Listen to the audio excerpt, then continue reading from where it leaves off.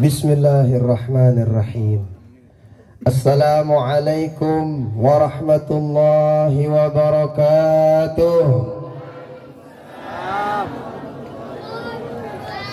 Alhamdulillah, wassalatu wassalamu ala sayyidina Muhammad ibn Abdillah, afdali khalqillah, wa ala alihi wa ashabihi wa man walah, wala hawla wala quwwata illa billah. Ashhadu an la ilaha illallah wahdahu la syarika lah, wa ashhadu anna sayyidana wa maulana Muhammadan abduhu wa rasuluhu la nabiyya ba'dah. Allahumma salli ala sayyidina Muhammadin ibn Abdillah al-qa'imi bihuquqillah ma daqat illa wa farrajaha Allah. Rabbi syarah li sadri wa yassir li amri wahlul 'uqdatam min lisani yafqahu qawli, amma ba'du.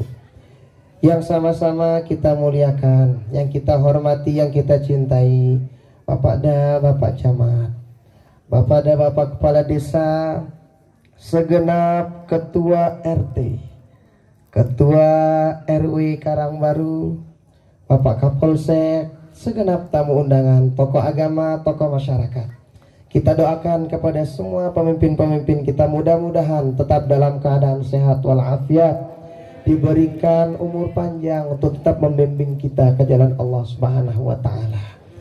Kemudian yang saya hormati juga semua tamu undangan sekali lagi, dan seluruh jamaah yang sempat hadir pada malam hari ini, rahimani wa rahimakumullah, hafizakumullah. Alhamdulillah wa syukurulillah. Kita bersyukur pada Allah Subhanahu wa Ta'ala. Mulai sekenean kadang dengan ibu-ibu, kadang sekenean pelunggu lagi ngapain? Nonton TV, main HP, hah? Oh, atau mungkin lagi buat status, lagi tidur gitu ya. Tapi pada malam hari ini Bapak Ibu tiang, kita ubah itu dengan ngapain? Hadir majelis taklim. Yang namanya orang hadir majelis taklim, sekalipun sebentar Bapak Ibu tiang, pahalanya gede. Pada kondangan begosip, dak kana rasa benda, dosanya belai. Dari ide kira menggosip ibu. Wow, besar dosa orang menggosip itu, sekalipun sebentar. Lah semenda aku ngerasa sana, aku dah kana semenda kena tendangan sakit tidak pernah balik dosanya. Orang ngaji itu gede pahalanya. Yang namanya orang ngaji Bapak Ibu tiang, itu dari baru berniat udah dapat pahala. Apalagi ini udah dari sejak awal diniatin pengajian ini, maka dari sejak awal dapat pahala. Yang namanya orang ngaji, paham nggak paham dapat pahala. Dak pelungguh ngono khusyuk mau pahala. Mulai balik ngono-ngono mau pahala pendek. Tapi kalau hadir pengajian Bapak Ibu tiang, Masya Allah, tabarakallah, Allah demen sama orang-orang yang gemar nuntut ilmu. Makanya sering kita sebut tuh orang yang gemar nuntut ilmu. Dijelaskan dalam riwayat, itu tuh orang sering nuntut ilmu, ini sering kita sebut sebagai motivasi untuk gemar nuntut ilmu. Julusuka sa'atan fi majlisil ilmi, kata baginda Rasul, khairul laka min salati alfi rakaah. Dudukmu sebentar di majelis ilmu itu lebih hebat daripada sholat 1000 rakaat. Bapak-bapak, ibu-ibu, pelunggu pernah nggak sholat 1000 rakaat? Oh belum. 20 telu doang milen si imam. 20 telu. Si belu apa si pontak milenda? Si pontak no. Jujur si Dani. Itu 20 telu Pak Bu. Apalagi sholat 1000 rakaat nggak pernah. Kalau para ulama dulu itu 300 rakaat bilang kelam. Imam Ahmad bin Hambal 300 rakaat setiap malam. Kamu ditajen dek baru 2 rakaat bilang bebucu tanah bercerita. La ilaha illallah. Begitu. Makanya nih kehadiran kita pada malam hari ini, mudah-mudahan Allah catat sebagai amal ibadah kita, dan mudah-mudahan kita diberikan keistiqamahan pada perbaikan dan kebaikan. Amin. Salawat beriring salam kita diakan kepada baginda Rasulullah sallallahu alaihi wa alihi wasallam. Mari kita bareng-bareng bersalawat. Sallallahu ala Muhammad, sallallahu alaihi wasallam, sallallahu ala Muhammad, sallallahu alaihi wasallam. Itu satu sholawat, itu pahalanya di hadapan Allah banyak. Itu kan dijelasin, siapa saja yang bersolawat kepadaku, kata baginda Rasul, itu tuh Allah Ta'ala bakalin kasih solawat kepada yang bersolawat itu. Berapa? 10 solawat. Sekik solawat dari Allah Ta'ala, Bapak Ibu tiang, seumur-umur, sepanjang-panjang umur kita nggak habis-habis berkahnya. Itu satu salawat dari Allah. Apalagi beribu-ribu, apalagi banyak. Maka sering tuh kita sebut dalam suatu kitab dijelaskan, ada orang nakal luar biasa, telah, dia ngucapin kalimat syahadat doang, sholat gratis, puasa negira, nginam merem culuk. Tapi dia ketika meninggal dunia, Masya Allah, orang bingung nih. Ada gengnya satu mimpiin dia. Jadi dimimpikan orang ini. Dalam mimpi ternyata dengan dakwaan tama surga. Atas surganya. Kalau masuk surga di emper-emperan surga ya wajar mungkin kan. Lagu ini aja atas surga. Ini teman yang mimpinya bingung. Ente kenapa dapat masuk surga? Padahal dulu telana minta ampun. Kenapa? Oh, ternyata dulu ketika saya lewat, saya nggak ikut ngaji, enggak. Tapi ya lewat lah itu nulilangan sih. Ternyata saya baca sholawat, play ongkatku bersolawat. Ikut semua orang yang ngaji baca sholawat. Karena saya baca sholawat karena cinta sama baginda Rasul. Semua di pengajian ikut baca sholawat. Berkat itu saya dikasih ini sama Allah Subhanahu wa ta'ala. Bayangin, orang telah nakal luar biasa dapat syafaat dari baginda Rasul. Kenapa? Satu, karena salawat dari baginda Rasulullah sallallahu alaihi wasallam yang dilantunkan oleh dengan kanak si nakal. Lagu nenek jadi contoh, kedak aku nakal-nakal aku baca salawat, jangan. Ini kan sebagai contoh, agan ngumpe, agan teman baca salawat Bapak Ibu ya. Maka penunggu bapak-bapak, kalau pergi ke Bangket, pergi ke pasar, pergi ngantar, bacain salawat. Salawat apa aja hafal penunggu. Dan sampaikan apa hajat kita kepada Allah. Penunggu ibu-ibu, kalau lagi ngedede lah, kebosan tiang no nyerindu. Wah, munda nyerindu, apa kira-kira baca penunggu ibu-ibu? Hah? Apa orang no? Oh, ngerebek apa kira-kira baca penunggu ibu-ibu? Oh, ini nabawain anak jari no? Kira-kira apa? HP. Kita status. Apalagi lagi viral no? Para no? Rizki ya para no? Bilarga para no? Loh dong dengan kepoin no? Nah, jadi selama masih kecil tuh kita ajarin cinta Rasulullah bija-bija kita. Maka mudah-mudahan kita semua yang hadir, yang berniat hadir ada uzur, yang mendengarkan di rumah, menyaksikan dimanapun berada, mudah-mudahan kita semua mendapatkan syafaat beliau di dunia sampai akhirat. Amin amin ya rabbal alamin. Tadi kita dengarkan ketika ibu-ibu kami ngelantunkan, itu ada nyanyian yang luar biasa. Itu emang terjadi ketika sosok agung baginda Rasul sallallahu alaihi wasallam dilahirkan ke dunia. Jadi ketika baginda Rasul lahir, itu kota Mekah bersinar cahaya yang sangat luar biasa. Ketika itu tadi dijelaskan, ternyata berhala yang ada di Makkah, yang mengelilingi kota Makkah, Ka'bah pada saat itu terjatuh, nggak ada yang tahu. Itu apa sih penyebabnya jatuh berhala-berhala itu? Ada api, itu yang disembah sama orang Majusi 1000 tahun, nggak ada hujan, nggak ada angin, itu api mati seketika. Kenapa? Karena kelahiran sosok agung baginda Rasulullah sallallahu alaihi wa alihi wasallam. Bercahaya kelapuan. Kira-kira lek rampung arak dengan lahir bercahaya ya?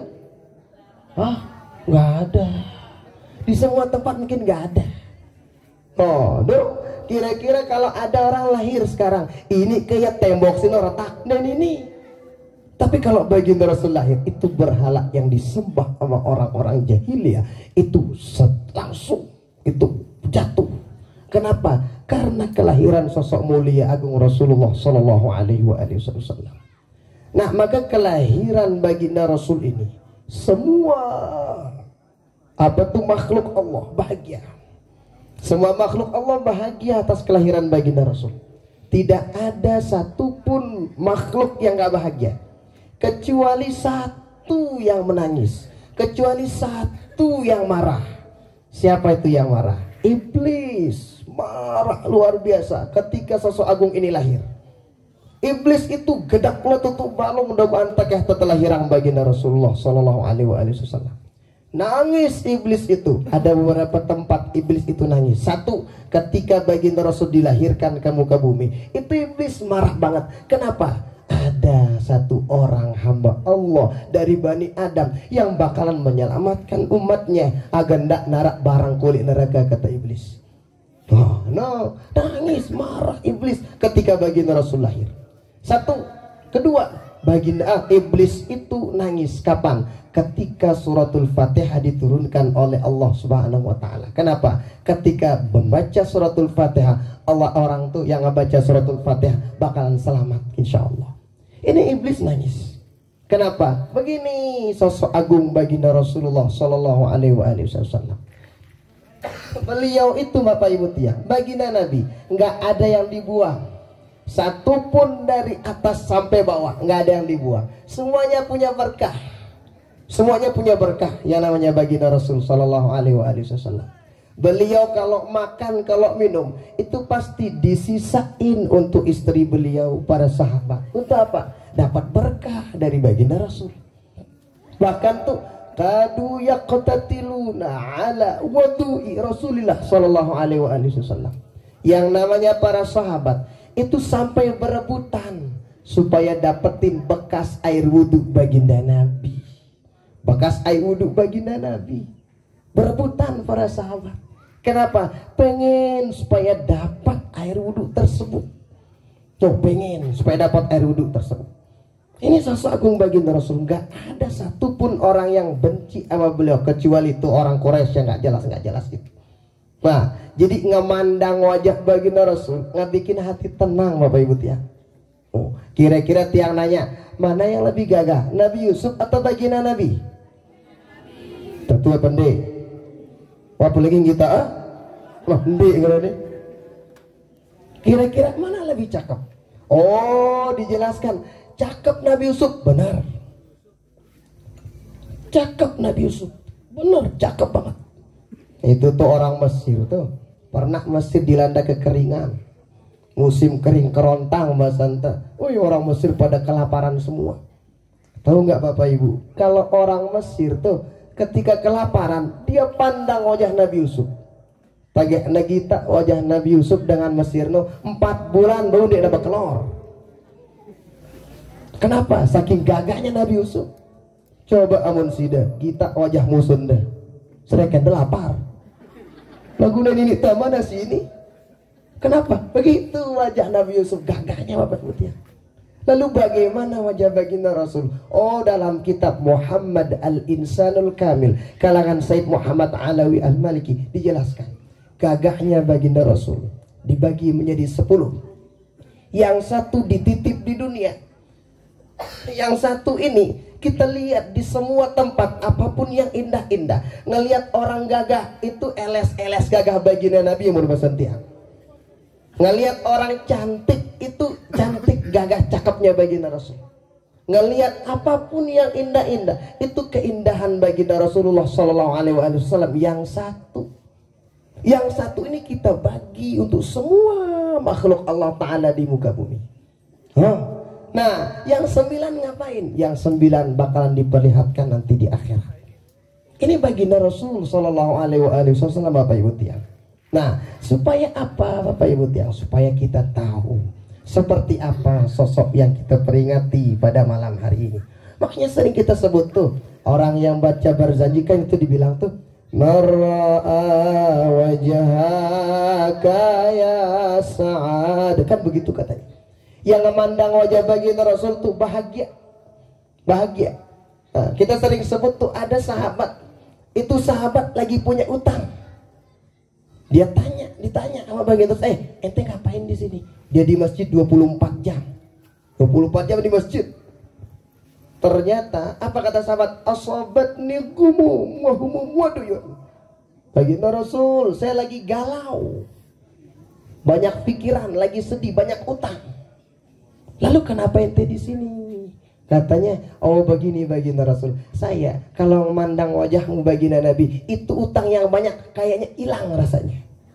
Telang ida potang menyuran dengan si berotang ini kan nenek bani kita sandal dah. Lebalena tuh. Turunnya dalam sandal dah. Ini sahabat juga begitu. Setelah itu baginda Rasul ajarin doa, ini amalin doa.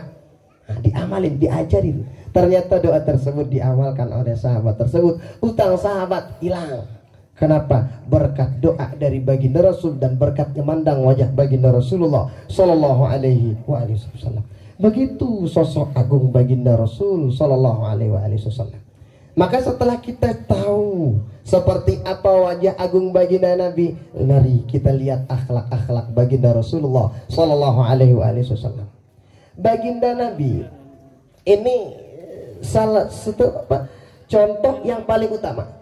Kan kita tahu tadi dibacakan sama qari kita, laqad ja'akum rasulun min anfusikum. Itu tentu baginda Rasul nih contoh yang paling utama. Mau jadi apa aja contohnya baginda Nabi. Mau jadi pejabat baginda Nabi pejabat. Mau jadi guru baginda Rasul jadi guru. Ada yang bilang mau jadi presiden baginda Rasul pemimpin negara. Saya jadi orang tua baginda Rasul punya anak bini. Saya mau jadi ini, baginda Rasul ada aja. Makanya sosok baginda Nabi ini manusia yang keren dimanapun berada, keren baginda Nabi. Di depan musuh baginda Rasul ditakutin sama musuh. Di depan teman-teman baginda Rasul, sahabat baginda Rasul, diwibawanya luar biasa. Amuna ita manusia biasa. Itu kadang kerennya pada satu tempat aja. Ada orang itu kadang keren di kantor karena jadi bos. Semua anak buahnya ditunjuk kiri. Tapi di rumah diomelin sama istrinya, diam. Udah keren, batinnya jurusan inakna. Kalau baginda Rasul semua tempat keren Bapak Ibu tiang. Sekeren apa baginda Rasul? Tuh diantaranya tuh baginda Rasul Sallallahu Alaihi Wasallam dilengkapi oleh Allah Ta'ala kamal wa jalal. Kesempurnaan baginda Rasul itu luar biasa. Mungkin gagahnya baginda Rasul nggak bisa kita untuk mencontohinya. Benar. Emang ngedeng-ngedeng waruan tita jana bukan tak. Tapi paling tidak Bapak Ibu tiang, kita lihat bagaimana sosok agung baginda Rasul Sallallahu Alaihi Wasallam dalam berakhlak. Makanya dalam Al-Quran, wa innaka la'ala khuluqin azim. Amun ta belajar nahu sarab Bapak Ibu tiang, inna sino huruf tak taukid, lam taukid. Jadi amun bahasa jamak-jamak teh benar-benar tentu baginda Rasul jadi contoh dan memiliki budi pekerti yang sangat luar biasa. Bagaimana budi pekerti baginda Rasul Sallallahu Alaihi Wasallam dulu ketika pergi ke Madinah? Yang pertama beliau lakuin apa? Beliau mempersaudarakan antara kaum muhajirin dan kaum ansor. Dipersaudarakan oleh baginda Rasul. Kenapa? Karena dengan itu kita bisa maju dengan persaudaraan. Tadi disampaikan oleh Bapak Kepala Desa, kemudian Bapak Camat. Benar. Imam Al-Ghazali menjelaskan dalam kitab beliau. Apa kata beliau? La ghalabata illa bil quwwah, wa la quwwata illa bil ittihad, wa la ittihad illa bil musyawarah. Kalau pengen RT RW Karangbaru ini maju, harus kuat. Kalau pengen kuat gimana caranya? Harus bersatu. Gimana caranya bisa bersatu? Wala ittihada illa bil musyawarah. Nggak bisa bersatu kalau nggak sering-sering musyawarah, nggak sering-sering saling kunjungi. Makanya momentum apa yang kita lakuin pada malam hari ini salah satu bukti bahwa kita nih pelunggu semua di RW Karangbaru, ini salah satu contohnya. Bapak Ibu tiang adik-adik sekalian, semua teman-teman Bajang nih, alhamdulillah kita lihat bersatu. Kenapa? Itu salah satu kunci kalau kita pengen maju, kata Imam Al-Ghazali. Nah, jangan diantara kita tuh ngelihat yang macam-macam. Nih, kita belajar dari dua tangan kita. Nah, kan dua badang imane. Nah, dua imane, dua iman tane. Nah, coba lihat. Amon negenit si kanan. Kira-kira besi garuk. Kanan apa kiri? Kiri. Nggak pernah yang kiri bilang kanjo tegenitan karo angso diri me. Denwah kan dong? Ya, denwah. Padahal yang genit yang ini. Nah, yang ini juga begitu. Denoa dengan amun neganitan sini tapan diundang yang kanan garukin. Coba lihat, yang kiri juga nggak pernah sakit hati. Lo kanan kan bagus-bagus tau na bakelor tau na bagus. Nginem kiri coba ambil tau na. Bisa. Oh maaf. Tetapi nggak pernah sakit hati yang kiri.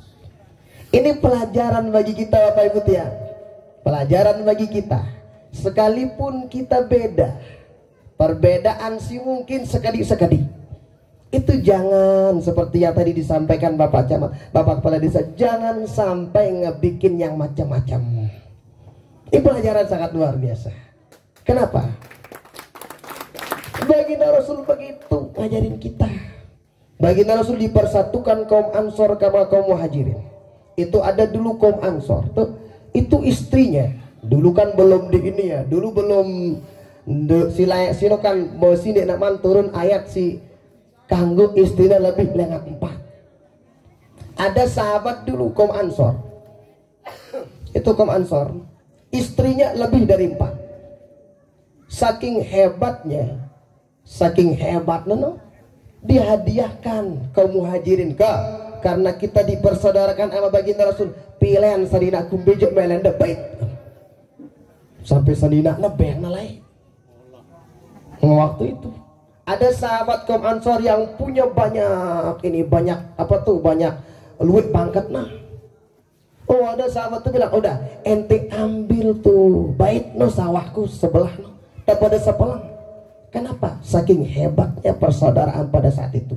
Padahal kaum Ansor sama kaum Muhajirin jauh, nggak ada hubungan darah pun satu di antara mereka, tetapi dipersaudarakan oleh baginda Rasulullah Sallallahu Alaihi Wasallam. Nggak ada sakit hati, maju kota Madinah. Kenapa? Berkat persaudaraan yang sangat luar biasa. Itu kita contoh Bapak Ibu ya. Maka oleh karena itu, mari nih teman-teman Bajang, bagaimana cara kita supaya bagus gitu model kita? Oh, diantaranya kata-kata baginda Rasul, laisa minna man lam yuwaqqir kabirana wa lam yarham saghirana. Nah, ini bagaimana menumbuhkan silaturahmi, bagaimana menumbuhkan hubungan baik antara orang tua sama yang kecil. Itu kata baginda Rasul, bukan termasuk umat kami siapa? Orang-orang Bajang, kanak-kanak beji lah, yang belum tua, yang nggak ngormatin orang tua, itu nggak baik kata baginda Rasul. Dan bukan itu saja, begitu juga orang tua yang nggak nyayangin orang anak-anak kecil, itu bukan termasuk umat kami kata baginda Rasul. Kenapa? Ini baginda Rasul pengen ngajarin kita supaya tidak ada kesenjangan antara yang tua sama yang muda. Mohon maaf, banyak di beberapa tempat itu gubuk gampang nanon dek maju-maju. Kenapa? Si tawa kan si Bajang dek nyambung. Kenapa? Enggak tahu akhlak baginda Rasul dulu kayak gimana. Baginda Rasul waktu sholat nih, saking cintanya, hebat kerennya kasih sayang Baginda Rasul sama bija beliau, sama cucu beliau, sama anak kecil. Baginda Rasul sholat. Ketika sholat beliau panjang, mulai jempelo ayat lagi baca. Didengar sama Baginda Rasul ada anak sahabat yang nangis. Beliau pendekkan bacaan sholatnya. Kenapa? Jangan sampai tuh anak yang nangis panjang nangisnya. Kasih sayang Baginda Rasul sama anak kecil. Hebat, luar biasa. Begitu Baginda Rasul. Kepada anak bajang begitu juga. Ada sahabat umur 20-an tahun diutus oleh Baginda Rasul sallallahu alaihi wasallam ke Yaman. Bajang umur 20-an tahun diutus sama Baginda Rasul. Kenapa enggak ngutus yang tua? Kenapa? Baginda Rasul kasih sayang sama orang muda. Pengen nih orang muda juga ikut berkreasi, ikut si bagus-bagus. Begitu. Baginda Rasul sama orang tua begitu juga. Oh, Baginda Rasul tuh kalau duduk sama para sahabat, semua sahabat diperhatiin. Sampai dijelaskan dalam riwayat tidak ada satupun di antara sahabat kalau duduk sama Baginda Rasul pasti dia saja yang merasa paling diperhatiin sama Baginda Rasul. Kenapa? Saking hebatnya akhlak Baginda Rasulullah Shallallahu Alaihi Wasallam menanamkan bagaimana silaturahmi dipupukkan di antara para sahabat. Sehingga pantas ketika Baginda Rasul sallallahu alaihi wasallam wafat, Bapak Ibu tiang, semua sahabat nangis. Enggak ada yang enggak nangis sahabat. Kenapa? Saking cintanya sama Baginda Rasulullah sallallahu alaihi wasallam. Maka ada satu yang diantara yang patut untuk kita contoh dari Baginda Rasul. Apa itu? Akhlak Baginda Nabi. Akhlak Baginda Nabi, Bapak Ibu tiang. Kita tahu siaran kecial. Apa bahasa ini kecial? Oh pada Firana pada mahal kecial sih lo. Kapan dia mahal kecial itu? Ngejos. Berarti semakin kuat nengaros kecial lo semakin mahal. Cacak. No. Bapak-bapak, demen pelenggu kita dengan ngeraos? Teduh. Ibu-ibu, demen pelenggu? Demen apa nih? Kita demen. Kita demen. Wah, mau sampai, biar anda pada mahal. Mana kamu? Woi, empaknya mahal sampai, mahal ya. Nah, kalau rumah kapan dia mahal rumah itu? Kalau dia cakep, dah kana baju lagu mai sita bagita. Itu harga sesuatu tersebut itu berada nilainya itu harganya pada hal-hal tersebut. Tapi alhamdulillah manusia nilainya bukan itu. Amunita manusia no mahalnya bukan amuna kuat ngaros semakin mahal ndeh. Semakin rocet dengan semakin mahal ndeh. Semakin play awaknya semakin mahal ndah. Semakin gagah orang itu semakin mahal enggak. Tetapi perhatikanlah sesungguhnya harga kita di hadapan Allah Bapak Ibu tiang itu ada pada akhlak kita, ada pada ilmu kita, dan ada pada ketakwaan kita kepada Allah Subhanahu wa taala. Bayangin Baginda Rasul sallallahu alaihi wasallam 15 abad yang lewat atau 14 abad yang lewat udah wafat meninggalkan kita. Tapi sampai sekarang tuh tetap kita kenang. Kenapa tetap kita kenang? Satu diantaranya akhlaknya. Akhlaknya mina itu kenal. Makanya banyak kalau misalnya ya dekat-dekat misalnya bodeang pelungguh misalnya tetangga itu kalau udah meninggal dunia tetangga itu kalau dia baik pasti disebut lah wah ya bantu tiang lain lah ada kan meninggal dunia coba ndek nara iya aja ndek tiang bau kejaringan nih ngenong kata kenapa bagus akhlaknya dengan sini lagu coba amun nara dengan telah ndek neman mati itu ayang dia kena mati. Ya Allah udah ada pelot entah kenapa akhlaknya nggak ada. Makanya nih akhlak ini nih kita tanamkan dari sejak kecil. Nah siapa yang paling patut itu kita contoh dalam akhlak tersebut? Tuh Baginda Rasul Sallallahu Alaihi Wasallam. Mau nyontoh malaikat nggak bisa. Malaikat itu kan nggak kita lihat. Malaikat itu sadik nak kepeng, ini tahu kena kepeng. Malaikat nggak pernah tidur, kawin nggak bisa. Kita tahu. Jadi kita nyontoh Batman, kuat, betul. Lagu ini tanya ta Batman ini tetong kelet. Batman kan bisa itu. Dan Batman juga pakai celana dalam di luar. Sama sedang kalau tidak ada di luar. Bibir Anda Bapak Ibu, makanya nih sosok yang paling patut untuk kita contoh ada pada diri baginda Rasulullah Sallallahu Alaihi Wasallam. Maka dalam setiap gerak-gerik kita Bapak Ibu, lihat baginda Rasul. Pelunggu duduk, baginda Rasul duduk, ada contoh dari baginda Nabi. Kita minum, makan minum, ada contoh dari baginda Rasul. Ketika ada yang manggil kita, ada contoh dari baginda Rasul. Ketika pengen ngisyaratin sesuatu, ada contoh dari baginda Rasul. Mau apa aja, mau tidur, mau ini, ada contoh dari baginda Rasul. Maka melalui momentum maulid ini nih, mari seperti apa yang dimasukkan dalam tema ini nih. Nah, tauladani Nabi, tauladani akhlak baginda Rasul. Dan bagaimana kemudian kita memperkuat silaturahmi kita. Kenapa? Nih ada agenda besar yang kita bikin. Dulu baginda Rasul ketika sampai Madinah, beliau bikin masjid. Masjid pertama yang beliau bikin, Masjid Kuba. Masjid Kuba. Yang pertama beliau bikin. Nah sekarang nih, kita di sini nih, pengen ngebikin musola. Ini cakep, luar biasa. Kenapa? Salah satu tempat kita berkumpul. Dulu para sahabat tuh ngejadikan masjid sebagai sentral. Ada misalnya kegiatan yang luar biasa, masjid. Ini sekarang nih ada musola kita, masya Allah. Dan ingat Bapak Ibu Tia, nggak bisa bakalan jadi tuh musola kalau enggak pakai rumus yang digariskan oleh tadi Imam Al-Ghazali itu. Kita pengen maju bersatu. Kuat dulu. Enggak, kalau kamu kuat harus bersatu. Nggak bisa kita bersatu kecuali kita bareng-bareng silaturahmi dan sering bermusyawarah. Mudah-mudahan ada berkah manfaatnya untuk kita semua. Hadanallahu wa iyyakum ajma'in. Wassalamualaikum warahmatullahi wabarakatuh.